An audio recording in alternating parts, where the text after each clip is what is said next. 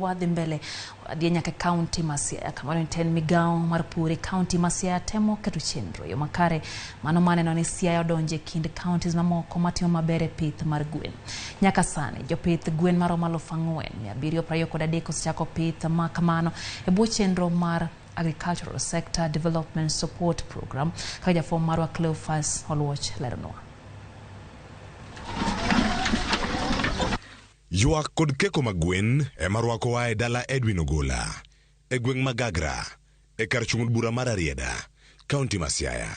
Edwin en wuon puodho Mama Ningi Poultry and Dairy. En japith gwen kendo achiel kuom joma nyuolo nyithind gwen maromo 57 e kar toyo tonge mago mag lony manyasani moyiedhi e kaunti ma Siaya. E farm ni wapidho gwen for commercial purposes. And thoth gwen wapidho gin gwen michamo iluongo ni dual purpose matiende ni ginyuolo tong kendo giber ahinya korka chiemo. Tong idaro nyaka e masinde mag to tong mag gwen gi kuom thuolo mar ndalo 21 kapok gigolo nyithind gwen. Magi gin mana kwan mag nyithind gwen ma samoro ok nyal kata konyo chiro ma Siaya.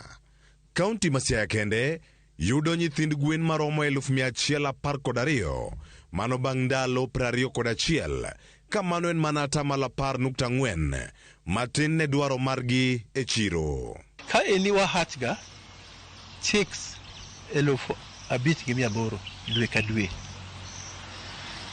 To chick mohatgi wachako usogi immediately ma wasetimonegi Marex vaccination. Then wausogi kalure kaka farmer dwaro. Jomoko dwaro ma day old, jomoko dwaro ma juma achiel, jumbe 2, jomoko jumbe 3, jomoko 1 month, jomoko 2 months. Bang' uso nyithind gwen go, nitiere moko madong'. Edwin kano gwen go nyaka gichop kama koro inyalo los kodgi kado. Nitiere osera e dala Edwin ma itiyo godo mar miyo arita makare kod liet e kinde magidongo. E kinde magine osera itimonegi arita makare kendo imiyo gi chanjo mageng'o negi tuoche mathoro mako gi kinde magidongo. Bang' dweche 3, gwen oikore ne chiro kendo koro inyalo usgi. Nengo mar gwen otenore gi pek mare e kilo. Wayudo support maduong' ahinya from the small poultry farmers matindo tindo e gweng' kaeni.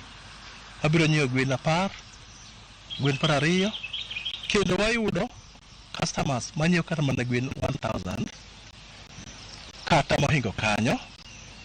Tie waseuso at one time waseuso gwen 5,000 ne customer moro.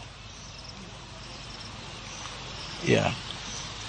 To farm ni bende watemo matek mondo wakony joma tindo tindo mabiro. Wauso ga gwen table birds kila achiel siling 400. To mostly wauso ni sana kata joma nigi liete biro kawo gwen from us, joma nigi welo man gi sherehe mopogre individuals bende biro kawo from us mana magichamo. Nyuol mar gwen luore gi chiemo magichamo. Edwin kod joge wacho ni chiemb gwen ok thaggi kata matin. Entiere gi kar rego kendo riwo chiemb gwen. Magi gin chiemo mabende konye e puothe kendo ouso gine jopith mamoko mag gwen e kaunti ma Siaya. The reason why we decided to mill our own feeds first is because of high cost of commercial feeds. Yeah. That's number 1. Number 2, it is the quality. Yeah. Some of the feeds you buy from the shop are not of very good quality. So instead of helping the chicken grow, they instead result in stunting of growth. Gwen gin winy ma ipidho kendo umgi lach ahinya. Te kaunti ma Siaya machiegni kae chiro osekethore. Ka ne oketgi e chiro ne ohon gwen 600 e bwo dakika 10. Cleophas Oluoch, Ramogi TV.